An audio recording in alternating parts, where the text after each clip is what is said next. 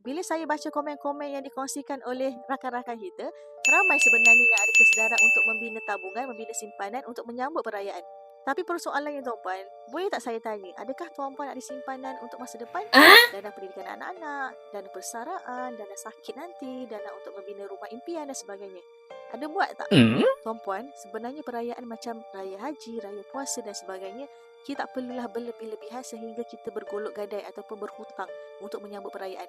Sebab hari raya ni tuan-puan, cuma 1-2 hari je kita sambut besar-besaran atau meriahnya. Hari ketiga, ramai orang dah naik kerja dah. Tapi waktu tu kalau kita berhutang tuan-puan, tak ke hutang itu akan berlanjutan sampai berbulan-bulan sehingga menyesatkan kepala kita. Raya tetap raya tuan-puan, tapi sebenarnya banyak lagi matlamat hidup kita yang kita perlu capai selain kita berhabisan menyambut hari raya.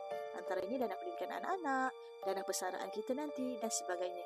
Meriahnya kita menyambut raya ni bukanlah tentang berapa banyak kita berhabisan tuan-puan, tapi meriahnya adalah apabila kita dapat berkumpul dan berkasih sayang bersama keluarga.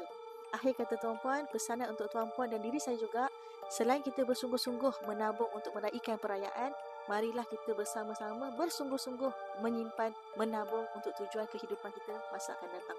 Dan sekiranya tuan-puan nak belajar cara untuk menabung emas, boleh klik back video di bawah, isi maklumat tuan-puan dan saya akan hubungi tuan-puan selepas ini.